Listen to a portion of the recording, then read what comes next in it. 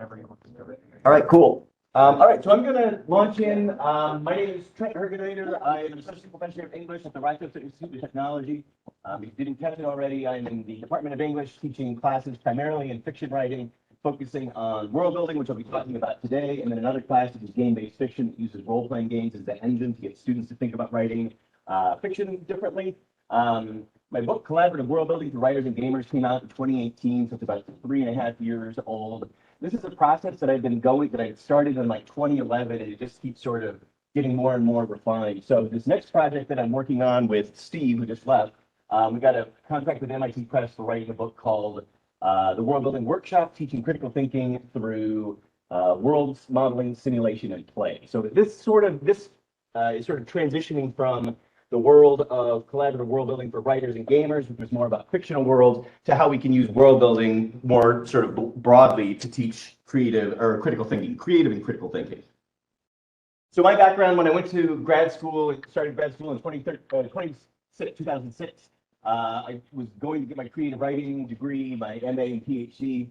I like science fiction and fantasy, and I thought that my axe to grind was going to be with like genre can be good and literary and not just commercial schlock. But then I started getting into writing pedagogy, started getting into digital writing, and I found out that there was not a whole lot in what the field of creative writing had to offer for digital writing. That obviously sort of led me to looking into games, and then one of the first books that I put out, the first book that I put out with a couple of my co-editors, was Creative Writing in the Digital Age. We went on to make creative writing innovations, and these are ways about saying, okay, instead of just reproducing literary culture, traditional literary culture, in our creative writing classes, how can we do other things? So I bring in Google Maps and wikis and collaborative writing and all those other kinds of things. So that's kind of the early part of my career, getting those couple of books out and trying to think about creative writing differently. And then now I'm moving more towards the collaborative world building and other ways it can be used. Primarily, this is for fiction writers, game designers, but my background is also in game learning, so I'm extending this idea to broader sorts of ways that we can think about world building. So one of the things that I got in a conversation, if you know anything about digital literature, Stuart Malford was my advisor. He's one of the sort of he doesn't like being called one of the grandfathers, but you're one of the grandfathers of digital lit. So this was a conversation we had. Can creative writing be critical? And the answer we sort of came up with is maybe, but not in the way that it's usually taught. And the question is, well, why is that? And it's because, well, actually, let me define critical thinking real quickly. Thinking about what is critical thinking, there's a lot of different definitions out here. This is the one that I sort of like the most, and they're all sort of a Venn diagram, what you can think about and what's sort of in the center. And this one, I think, has most of those elements. But basically, it's being able to conceptualize, apply, analyze, synthesize, evaluate information, and then at the end of it, being able to make some sort of belief or action out of it, right? So critical thinking is actionable. And it ties directly to well-reasoned ethical decision-making. There's a lot of talk in higher ed about how we can do a better job teaching critical thinking, and we don't even do that great of a job of defining what we think critical thinking is. So in a traditional creative writing workshop, everybody goes off to their own room, writes their own stories, and then comes back and has it critiqued. And this whole process, I always say, is sort of like being in these giant hamster balls, right? You know what you know, you've had the experiences you know, you think the world works in certain ways, the government is good or bad, and whatever, maybe you're not even thinking about any of those things. But you're just in this hamster ball, and when you get into your stories bouncing into each other, they're impenetrable, right? They just kind of bounce off of each other, and people make real snide. If you've ever been in a creative writing workshop, you have my condolences. People make snide comments, and whatever. So it's like, okay, how can we start to rethink, like, what is this world that you even constructed? And a lot of times it's just people's background, especially when you're teaching college students.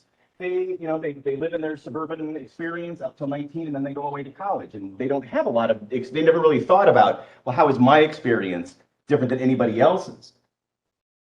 So when we get into collaborative world building, the idea is that collaborative writing practice requires debate and negotiation for how the world is going to work. Sorry, Stephen. It foregrounds and structured critical questions about how worlds work, both fictional and otherwise. And one of the things that I always emphasize is this creative practice always has one short step into, or has one foot into our world. How can we think about our world using this methodology? And then experiment writing from lots of different subjective viewpoints. So I'll get into that when we get to the database side of this. So I've got these 14 categories that I've got a world building deck over here that's sort of an optional piece with the book. but it more or less is saying that these are these four realms of governance, economic, social relations, and cultural influences. Governance and government presence, or like how much the government is in your business. Rule of law has to do with justice and policing, social services, healthcare, transportation, education, those kinds of things. How much is that provided by the government? We've got overall economic strength, how that wealth is distributed in this world. Agriculture and trade, like what are the ways this world makes money. Looking at all the different kinds of relations and levels of equality between race, gender, class, sexual identity. And then we've got these different influences: military, religious, tech, and arts and culture. And it's sort of funny for the people who are in the games, which is probably everybody. The reason why there are these 14 and I do these values from 1 to 5 is because after lots of play testing, that seems to be the most stable, right? So there's things that we do in, like if we're doing a fantasy world, we'll often add a category of influence under the cultural influences, or do magic under cultural influences, right? And one of the things that I really emphasize in this is that all of these things are always connected, right? And these also, nothing here happens naturally other than societies coming together and determining these things either consciously or subconsciously over time. So when you start thinking about levels of equality between race, gender, class, and sexual identity, you can't get away from the rule of law, right? Are these things being, if these things are not being looked at equally by the government or written into its laws or provided social services, right? Those kinds of questions. Is the government involved with the military or the religion, right? So all the, and then how do they, do they pay, how do they pay for these things? How do they pay for social services? How do they pay for military, technological advancement? So the idea is, even though you may be talking about wealth distribution, you're kind of plucking that string and it makes the whole thing hum, right? Like you have to think about it. If one of these values changes, then how is it going to affect everything else? So this is the world building deck, and if I get through this, hopefully with enough time for us to even think about it, the basic idea is that these 14 categories, they each have a colored card, and then they each get a number from 1 to 5, as well as whether they're trending or whether they're stable. And what you can do, and which we will be doing, is you can shuffle up the cards, deal them out, and then you get just sort of a random world like this. You pick your genre. You can either pick the genre ahead of time, so we can say we're going to make a steampunk world, and this is what it's going to be like, or you could deal it out and say, well, what kind of world does this sort of look like? And then in groups, you discuss and interpret, well, what are the things that you see here, and then start writing a meta-narrative. Now, normally in a class, this takes multiple sessions. It takes us usually to build out the world fully, weeks and weeks and weeks, and we're probably going to have like 20 minutes. So keep that in mind as we're going through this, right? But the things that I always tell people to look for is here in this world of brand new generation, class relations are really high, but the economic strength is terrible. Rule of law is also really, really low, right? So you could be thinking, wait a minute, is this some sort of like hippie commune, right? Is this some sort of intentional community that has gone, they don't really feel like they need a rule of law. The government is everybody's business. And that can either be authoritarian and totalitarian, or it could just be like hippie free love. Like, we want to know about your life because we want to provide you the resources that you want, right? So there's lots of different ways of looking at them, looking at these different values and interpreting them. And you can do it yourself, but it's way better when you get 3, 4, 5 people to start talking about what they're seeing here. And then you start developing, and it's very iterative. The other thing that gets thrown in are the values that are trending, right? So we get government, wealth distribution, agriculture and trade, and gender politics, and they're trending. The idea is, the 3 is sort of like a middling value. Well, are gender equality, is it going down to a 2? Is it getting worse for some reason? Or is it going up to a 4? Is it becoming more, there's more equality?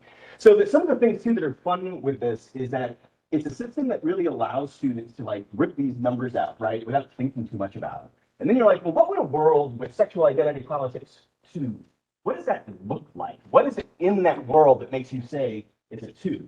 Okay, well, let me think about it a little bit more. Well, what would a 1 look like? What would a 3 look like, right? Like, how are you using these numbers? And it changes every single time you do it with every group that you're in. And it's really more about the interpretation of these forces that are at play. So you can do this if we're playing, or if we're watching like, or reading Huckleberry Finn. You could say, okay, everybody, go ahead and model the world, and then say, where do you get these? This is for people who want to teach close reading as well. Where do you get agriculture? Like, what are the details, the text that you get, the agriculture and trade? And sometimes things like sexual identity politics, the Huckleberry Finn, right? Like, I have no idea. And it's like, okay, well, why is it that you have no idea? What things in the text would make you, have an idea or something along those lines? So again, it's less about whether you're right or wrong. There's generally, when we do this in class, there's consensus, but almost no two identical models, right? Everyone's modeling the world a little bit differently based on what they see. Do this for world history, right? Take ancient Egypt or the Aztec Empire. What do we know about it? How do we find out about it, right? What categories are most important? What are the social texts? This is one of the other things too that I always like to look at. When you look at those high values and those low values and the values that are trending, right? There are going to be people who want to see that trending up, and they're going to want to be people who want to see it trending down. Why? What are the stakeholders? Where do they want this world to be looking like in the future as things change? You can also look at different current social events. You can look at, my city where I live, Rochester, and compare that to New York City, or compare that to Birmingham, Alabama, right? And just say, okay, well, how do we change, or how do we model these worlds? How do we know about these worlds? What research do we do to determine the class relations for what they are? You could also say, okay, well, Rochester in 1940 versus Rochester in 2010, and then maybe Rochester in 2060. And we speculate where we want the world to go, where we want these values to go, and then how do you change them? How do values change to begin with? You do it with all sorts of different sorts of fictional worlds and media. It doesn't just need to be print literature. So, pop culture, things like that. How are these worlds similar to ours? How are they different? And then why does the speculative element matter? I teach a lot of science fiction and fantasy. And one of the questions that I always like students to think about is beyond because it's cool, what does this speculative element do for the world? And then thinking through, what does that speculative element do for government, for economics, for social relations, for cultural influences, right? Like the speculative element or, high technology and science fiction. It needs to sort of be of that world in a way that it is embedded. So one of the things too, I've talked about this as like the missing chapter in my world building book is, and this is something that Steve and I are going to be writing about in more depth in the upcoming book, is the demographics. And I've been doing this in my classes. I just forgot to, I didn't add it to the chapter. The idea is when you're modeling a world, and a world is being defined, I should go back, a world is being defined here as a specific place in both geographic space and geographic time that has fuzzy borders, right? So if we're talking about the Aztec Empire, okay, well, it's this region throughout sort of central Mexico, sort of through these, the years that we would count it would be sort of on this end, or on that end. If you go too much further in the future or too much back in the past, the Aztec Empire really wasn't a thing. It was either coming into being or falling. Go a little too bit far north, that's a different culture. Far south, it's a different culture. So you can talk about those borders and where you're going to set up the stake posts to say this is our world, right? And then you need to account for 100% of the population. So we've been talking about, for example, the game Black Haven that one of our attendees has made. And it's like, okay, we go tour a plantation, and the idea that there were 500, 90% of the population were slaves, and there's no representation of that, right? So we need to think about who is everybody in the Aztec Empire, who's everybody in the Egyptian Empire, whatever world, or even today, right? What are the demographics of the people in this world? And then how would we start to think about where they fit in sort of like a census if we were going to take that? And thinking about what are all the voices that we've heard about in the past, and then what are the voices that we just don't know much about or need to research some more. Then we get into individual characters, and this is a lot like role-playing games in which you've got certain statistics, although it's not like you have a strength of a certain value, right? But instead, what is your set to your gender identity? What's a racial identity? What is an age? This is one of the things that is really sort of important now, too. I like to talk about living memory. What are the things, if your character is 18 or if your character is 60, they will have experienced the world and experience world events differently, right? So you have to think about that when it comes to their perspective. Why do they think that may be? Attitudes and beliefs, if they have any unique skills or training, what are the motivations, right? How much of this stuff is nurtured? How much of it is just nature? You came out of the womb with these things. We talk about all this for a representation of the demographics, right? We want to be able to see everybody in those demographics. The idea, too, is sort of with character modeling, we'll do things like if you model Huckleberry Finn, for example, what would Huckleberry Finn do in a medieval high fantasy world or a Victorian era steampunk or deep space science fiction? There's a certain part of which that character is a product of their time, but then what is their nature, right? So can you imagine a steampunk Huckleberry Finn? That might be a fun fanfic thing, right?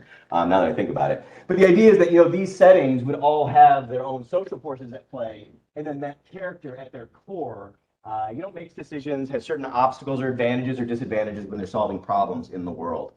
So this is also where when you get a class and you're doing this in a collaborative project. So normally I've got 20 to 32 students depending on the class, and break them up into groups of 4 or 5. And I'm not usually deliberately trying to make sure that there's a good diversity. It just sort of like naturally happens. There's a lot of students, for example, at RIT, they're from Manhattan, right? They're from Brooklyn. And they're city kids. And then there are other ones who come from rural New York, right? And even just that, they look at the world very differently, much less from other countries, other cultures.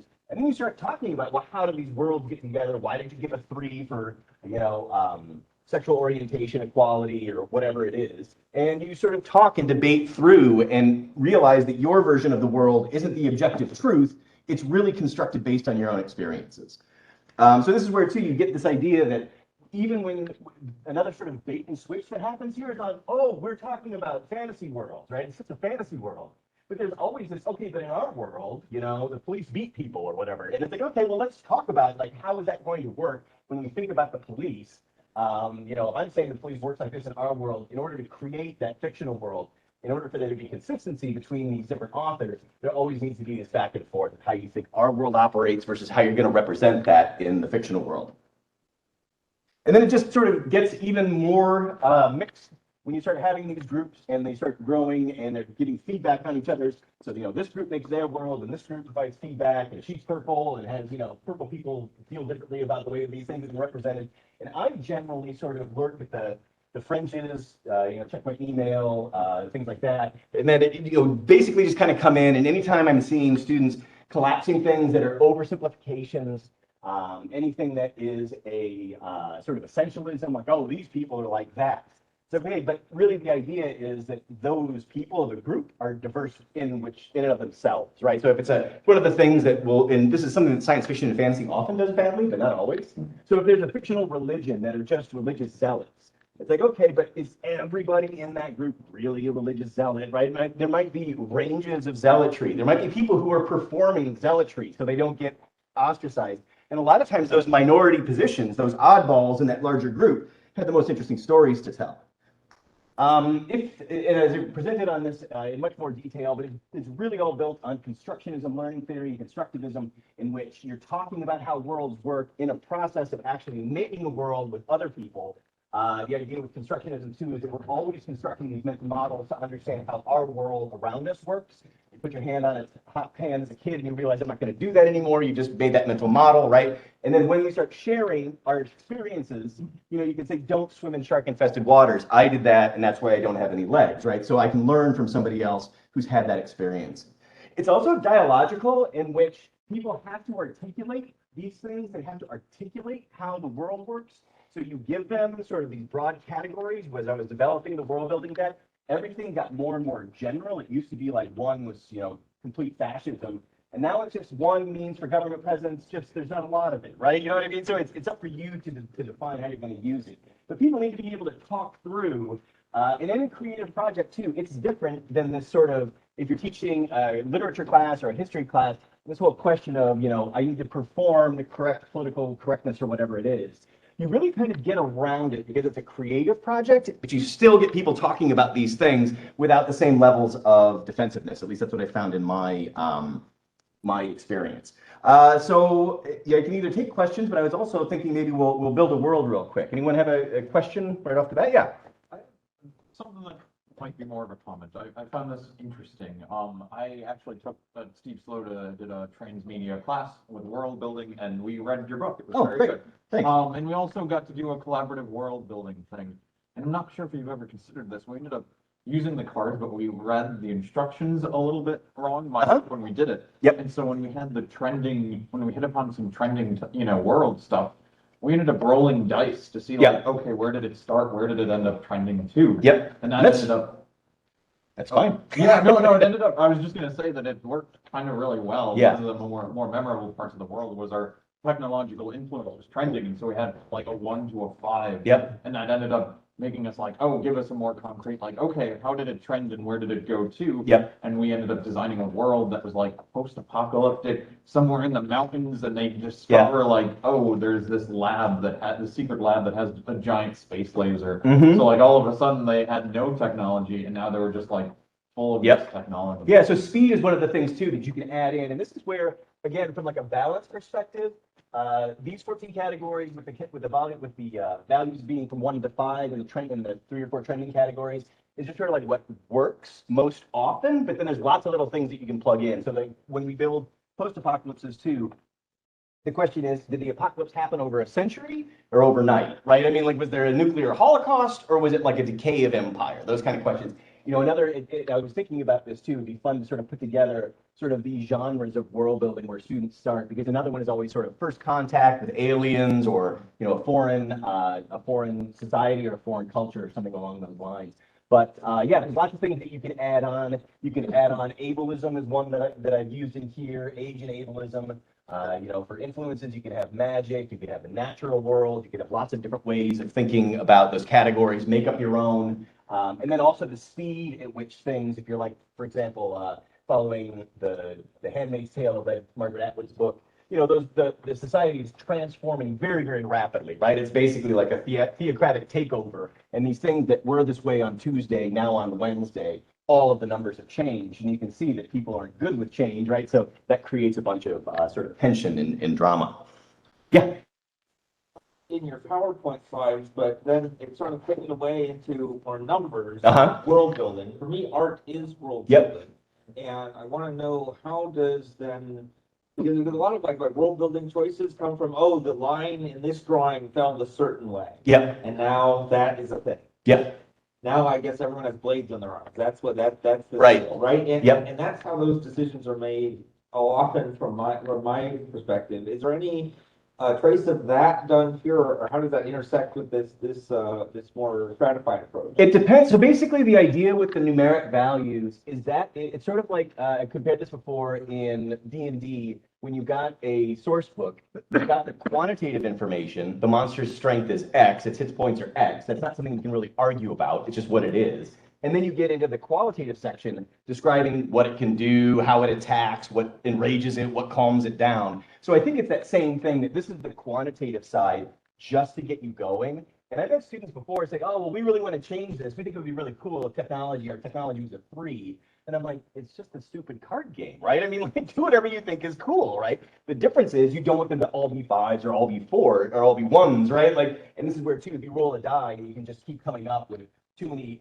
values that are sort of skewed. The way that it's set up is there are 2 5s, 2 1s, 3 2s, 3 4s, and then 3 3s, right? So you get some middling values, and these are just things that don't really come up that much. And then you got the ones where really you want to look at those sort of poles. So we want to grab both one of those. I can still answer some questions, but deal out 1 white card and 1 silver card. So yeah, you can both take a stab if you want. Yeah, sure. Just 1 card for each category. Like tension. Some of these categories, and I'm trying to find a way to best articulate it. Where I guess for me the way in which I view these categories is that I'm experiencing a sort of like agrarian Western society lens that is applied to all these things. Like I recently read The Dawn of Everything, and in that. Yeah, it really changed my thinking about a lot of these models that we tend to use, where I'm like looking at the category of economics, for example, and saying like, actually, do we have any of these? Doing what? Economics as a category. Yeah. Doesn't make any sense. Does it actually make sense? And thinking about how we think about power and the way that they propose pillars of power as the ability to commit violence, control information, or have personal risk. And so those are, I don't know, it's, I guess some of this is me just throwing that out there. No, that's great. Challenge some of these things. Yeah, absolutely. No, and I think that's where I guess my goal is to ruffle the feathers of like, when you think you're world building, it's never objective, right? It's always going to be these subjective experiences. And even when you look at something like, you know, I always use Wikipedia as the example of sort of collaborative knowledge construction, with the idea that, yeah, you think it's authors from all over the world, and it's really not. It's a bunch of white guys, right? So, I mean, even though it's collaborative, how collaborative is it when it's also from a very small segment? So I think that that's where the whole system is more like built to then kind of like pick over and pick at, but it gets people using the same terminology to start with, not necessarily to end up with. And that's where I think it's really valuable. I have to check that book out, because I think that that's being able to tease out these categories and just sort of like, what does this even mean? Like one of the ones that's always interesting that I like is when economic strength is really, or when class equality is really great, but economic strength is bad. And that would mean that class is not really correlated in the way that we would normally think about it. So like, Like, what is religion? right. Like, Yeah, what, right. what does that mean? We have to have a shared understanding of what religion is. Right. That might not be true for many people. Yeah, and that's where you, in a group of 4 or 5, would need to hash, like, how are we going? And then, like, one of the questions too, like in fantasy worlds, if you've got magic, is magic like religious in some way? And then the reason that these categories exist, okay, so like the magic is connected to religion, is it connected to race or class, right? I mean, do you have to be schooled in it? So it's, it privileges the wealthy, and it's just getting people to think through, how can you identify the social forces at play, while hopefully, reflecting on these things, social forces are at play on us right now, right? Whether we like it, whether, we're living in a Western agrarian sort of power tradition. So to know how to break that down, I think there's value in that too. But I think that's a really great, I would love to completely rethink the whole thing. I've been doing this for a long time. Andrew's session yesterday about enrolled, and he class, and he would start out and he would ask students, tell me about your college experience. And he would just sit there and not say anything. He brought out this system that modeled college experience, and then they would tell him everything that's wrong with it. Like, you left this out, you misunderstood that. And so I like the idea that, like, this is a good enough model that if I said build a world, you might forget a lot of this stuff. You might sit there blankly. But if I say use this to build a world, then you can pull it apart and say, like, wait, I think that this is wrong. I think that this is biased. You're missing this. Why did we separate these things which are together? So Yeah. It's like, it's just enough of a system to get that ball rolling, and then to sort of tear it apart. Yeah. Yeah. This is so interesting. I find myself turning over, like, what are the metrics for success for this? Mm-hmm. What is it, like, how far off the rails have you seen people go? Like, have you seen them really fuck with these systems? Sorry. No, not really. If anything, I want them to mess its hair up a little bit more and not be so, it's basically like a writing prompt, right? It's a pretty involved writing prompt, where this is just to get you going. And it's more, I mean, the things that are interesting too, so in terms of metrics and the things that I try and do, like, the product isn't really that important at all. The process is super important. So a lot of times, even if the world doesn't make much sense, or like scope being too big is often a problem. But I'm like, what did you learn about working with other people in the creative project, right? And then like giving them all roles like a project manager. Like, your goal is time management. Your goal is to make sure everybody's getting equal time to talk. Now, those are the skills, right? They're not going to get a job, and on the first day, they get a job with Blizzard, and they're like, well, we need you to build us a whole new world, right? You know what I mean? Complete with social. It doesn't work like that at all. But they will need to enter a group working on a collaborative creative project, and notice when the women are being talked over, right? Those are the kind of things that even just the process, or like the young men, like, well, I think the world today, gender equality is a 4, right? And then the girls are, no, it is not, right? So then you talk about, well, what are the things that you as a white dude, why do you think it's a 4? Like, almost perfect. Because, the women will then say, no, like, you're missing this and you don't experience that. So those conversations are way more important than the product of the final world. So there's a lot of that sort of modeling going on as well. Like I said, if you write a short story at the end of the year, or at the end of your semester, yeah, you might send it out for publication. That almost never happens, right? So I'm not really concerned. You're not going to build this world and everyone's going to like go slack-jawed, and Bethesda is going to pay you $2.3 million to license it. It's going to be a project that you work on for about 7 or 8 weeks with some other people you've never met before, right? Like, learning how to do that has value, and then having your own assumptions about how the world works challenged in a way that the creative project makes it less direct. I think there's just, I mean, I should probably test that, but just through what students have say at the end of the semester, it does that work to the degree at which I'm satisfied with it. But yeah, you got another question? I think that's awesome. I'm just thinking about how obedient humans are Mm-hmm. and how problematic that is. And I'm wondering if you've gotten any like weird data out of this. Like, have they? I find this super challenging. This is a super personal question for my work, but like, has anyone been wildly disobedient? And follow up in a non-alcoholic way. In a non. Alcoholic? No, I mean, like, I think it's actually, so one of the things that, it's nice that you mentioned disobedience, because this is my, like, punk rock pedagogy, right? Like, I am the person in the institution trying to tear down the institution while I am in it, and teaching them so they get so much at our school, it is so STEM focused and so career focused. And I'm like, I want you to be a bad employee in the best way possible, right? Like, you need to be empowered to call the things out rather than just knowing how to do the job that you've been trained to do, right? Like, the big thing I always wonder is like how corporations turn that around. They get out of training everybody and then blaming colleges for doing it badly. Like, why don't we just train students and you take a year and train them with all the things that they need, because it obsolesces so fast. But anyway, yeah, so I would say it's more the things that I find myself, and this is where too, I don't just go off and leave them, right? Like, I'm coming around, I meet with them regularly. I think your thinking is too simplistic here. And generally, what happens most often that I need to come in and disrupt is you are making a generalization about this group of people that you chose to stigmatize. They're going to be the evil people, and that's fine. But we need to also see the world from the evil point of view, right? I mean, unless they are literally demons from hell that want to eat humans, and even we had that situation, and I literally asked, like, well, how do the demons feel, right? You know, and they're like, oh, okay, well, are they like sentient or are they just like crazy beasts? And they're like, oh, we haven't thought about thinking, you know. And then like somebody wrote a story from one of the demons' points of view, right? And it's like, okay, well, that's more along the lines.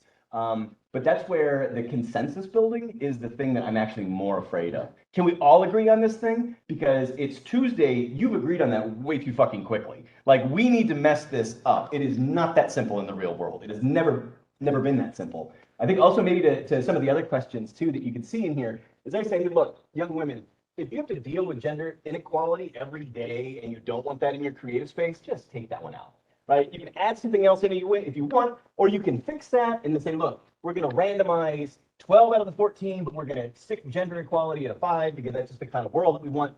That's fine too, right? There are no rules other than this is trying to give you, the more that you randomize, that's more stuff that you don't have to try and control, and instead you're interpreting rather than creating from scratch. Because the other thing that people will do is start with the micro and then try and build a world back out from one decision that they've made, which is also really bad practice, right? So this is a world based on magic that runs on the sacrifice of pets, right? And it's okay, you're building out from that, and it's usually one person's idea that the other people aren't jazzed about, and it's like, well, how about you build a world in which maybe that's tied into something, like if that's what you want to work on, that's cool, but we need a bigger idea, right? There's no world that is that sort of microscopically focused. There's always going to be competing interests. There's always going to be competing tensions, and that's what we want to try and get at. Yeah.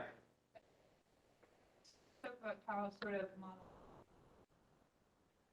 how much do you end up getting some hot takes is that they're thinking about things like race in class, gender. And if you do get some real yikes hot takes, how do you handle and redirect?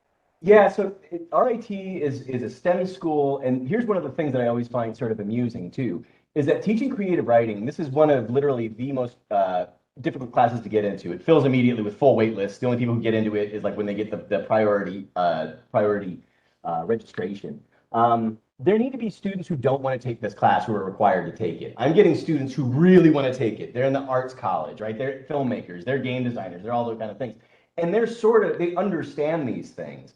And that's where, too, the idea of being able to get this kind of system and adapt it in a way that can be applied in an engineering class, right? You know what I mean? Can you set up a project base where you need to do a little bit of world building? Like, I'm working with a professor at RIT who does like hazmat cleanup, right? And she's like, it's actually really, really valuable that you show up on the site where there's been this chemical spill, and you need to quickly identify who are the stakeholders, who lives here, who's in charge, what does the local police need, is there federal people here, what your job is, whatever, and trying to figure out real quickly, you know what I mean? Like, what if is it a really wealthy neighborhood? Is it a really depressed neighborhood? You know, whatever it is, you need to be able to figure that out really quickly. So that is a world in which it's like tiny, right? I mean, it may just be a few blocks or whatever. One of the things too that I didn't talk about in this project or in this presentation is the idea of focal points, and then all of these worlds, like my world of Rochester's or RIT's campus is within the world of wider Rochester, which is in the world of upstate New York, which is in the world of the United States, which is in the world of North America. The further and further you go out, you have to keep making more and more generalized statements where you can zoom in and get like an exact demographic of RIT. You could zoom out and say, oh, well, upstate New York is more or less this, right? I mean, we get so many conservatives, so many liberals, you have so many, and like you do too, like when you're getting to the demographics, this is the part that I get excited about. So you can throw anything in there. What percentage of people own guns, right? I mean, so you could say in this world, what percentage of people own guns, right? And it could be 2%, but there are 1 billion guns, right? So it's like, okay, those 5 people have all the guns, right? So using those numbers in a way that always need to add up to 100% could be really interesting to get into sort of the sort of intersectionality of very specific questions. How many people are laborers, right? Those, you know, those kinds of questions. Because you can have situations where it's like South Africa, which is apartheid, in which a very small minority owns, you know, a minority, racial minority is in all of the power, or you can have a situation where it's reversed, where the racial minority is on the very bottom of the society, right? You can have, we have that in different societies today. So thinking about how all of these things, and again, this can, I really like that idea of this being a really weak model, right? This is your Jenga tower, that as you start pulling out the different pieces, eventually it'll fall over, but then you'll be so far along the way that you're not even going to think about, you know, where you were sort of starting from. So you don't get hot takes. What's that? You don't- No, I don't get high. So like one of the ones that sticks out in my mind, and this is also where, just as like a pedagogical thing, in actually from RetCom, is it's really not up for if the teacher drills in on a student for saying something that you're like, oh my God, I can't believe you just said that. It's actually better if it's naturally coming up from student comments. So there are times that I don't have any other educators, you're like, someone say something, and then it's like, okay, well, now it's my turn. No one said anything, so I'm going to point this out. But the most egregious one was a post-apocalyptic Wisconsin, where somebody said, one of the guys raised his hand, he's like, oh, well, all the natives would really thrive, right? You know, it's like, because they know how to use nature or whatever. And it was just sort of like, and then one young woman raised her hand and said, that's very problematic. And then we talked about it, right? So it was one of those things in which I find in like the context of a creative process, that comment is made without even thinking, what are my assumptions? And then it's challenged in a way where it's not like, you're a fucking racist, right? Like, but just kind of rethink that, because everybody kind of groaned. But again, when you send students home to write an essay in their dorm, and the only one who's writing it is them, and the only one who's reading it is me, right? They basically get my feedback on it, right? So that's where the excitement and the, you know, it's funny because you were describing your world. This happens all the time. I took your class, read your book. Let me tell you about your world. And it's sort of like, no, like I've done this enough times, right? I'm sure it's very cool. But, you know, it does, it builds this excitement and this energy. And I kind of use that as maybe, you know, jujitsu against racism and things like that, or sexism, right? Like, what is it that you are saying here with your very powerful sort of statement? But those are the kind of things too, in which I think that's why the system as it's been used brings out lots of interesting things. So when you're modeling historical time periods, I think that would really shine a light on what students aren't even thinking about and the assumptions that they would make about the way that the world may have worked in, you know, antebellum United States or something like that. It's like, wow, let's get a reading in here to interject. You know what I mean? It's not like that at all. Other questions? Deal out a world, and now we don't even know what the numbers are. I can't have time for it, but that's all right. We can, if anybody's interested, I won't write it down, but if anybody wants to talk about world building in one of the unconference sessions today, or build a world and spend that time, because it's also an interesting thing. So just real quickly, so a couple of the things that I've done in classes or in conferences before is you give everybody the same numbers, and then say break up into groups of 4 or 5, and tell us what you come up with. And everyone's like, none of our worlds are even remotely different. We did like an asteroid space thing, and they're doing like a high fantasy, whatever, all based on the same numbers. The other one is to decide a genre. We're all going to do sort of like D&D high fantasy. Everyone models their own world, and then they talk about how they're using the elements of genre to, you know, use the different parts. So there are lots of different ways for the tool to be used to be able to get people to think through media, genre, representation. How do we represent these things in language? That's another thing that as an English professor, it's very important. How do you articulate and speak when you're talking about these sort of issues? And I think that, you know, going back to the other thing that Wendy, before I was getting into the cards and the numbers, all the worlds were way too fucking nice, right? It's like we've solved all the problems. And it's like, you know why utopian literature is not a very exciting genre and doesn't sell well? Because it's boring. You need conflict. But people are like, I don't want to build a racist world.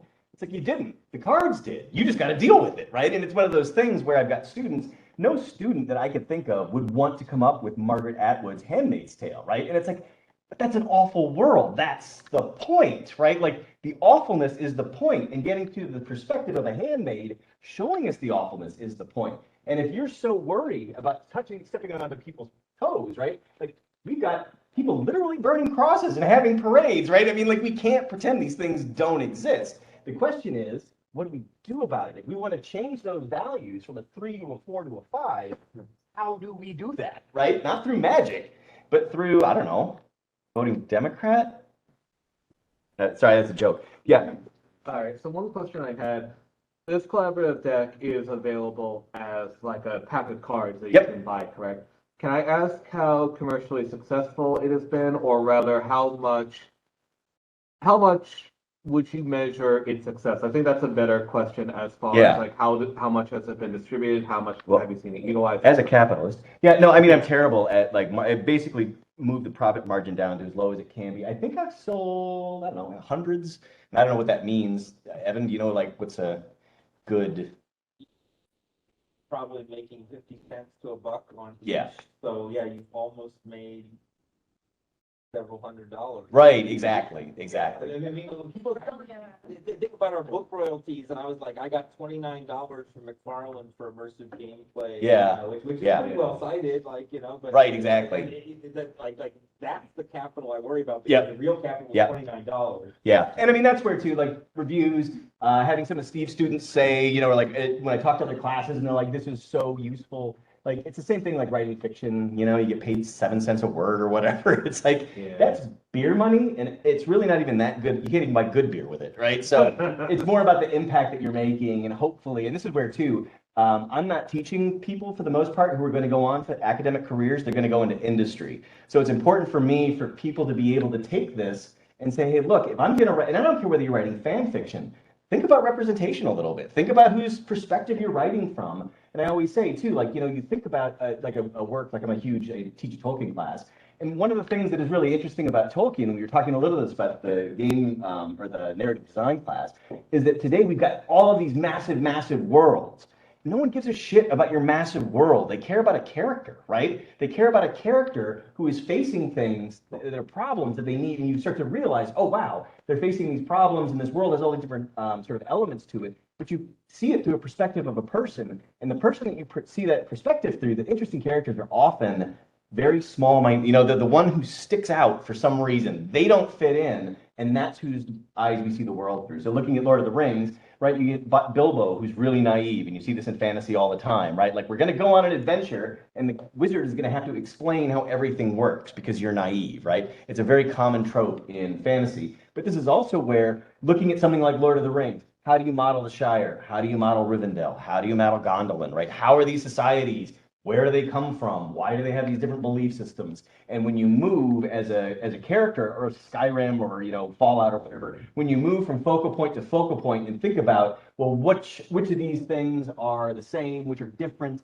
when you're thinking about the sort of scope, which are inherited, and which are sort of unique to that space, right? So you may think about, like I always talk about, my parents live in South Carolina.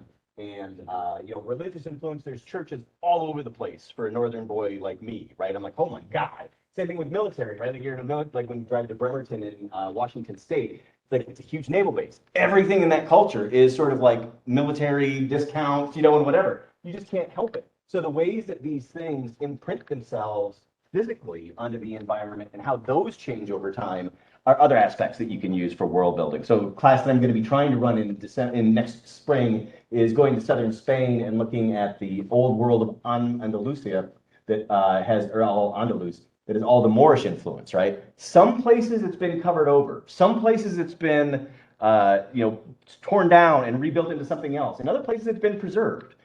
Why? What does that mean when worlds are pushing each other out of the way? Like, when Moorish culture is being pushed out of Spain during the Reconquista, what does that world that's left behind look like? What remains? What's replaced? What do we establish in its place? So that idea that worlds are also multi-layered is something else too, that again, you start thinking about, well, how would you model each of those layers maybe and reflect that change over time? So those are the two big things, is that worlds aren't objective and they're always changing, right? Like you kind of got to talk through, where is it, like what's the world of Yukon versus the world of this county? And really you don't have a great perspective until you start talking to other people who are in that same world, who look different and have different life experiences. Other good question? No. Just a Yeah, Ronnie that's James how Dio, rock on. All right. Yeah, rock on. You're the last in line. I think we're at time, right? Yeah. All right. Well, again, like if you're interested in this, you want to talk more about world building or projects that you're working on, just write it on the unconference thing. I won't do it because I don't want to like pretend like I'm selling something, but I am selling something. You buy my card deck and my book. Okay, great. Thanks very much.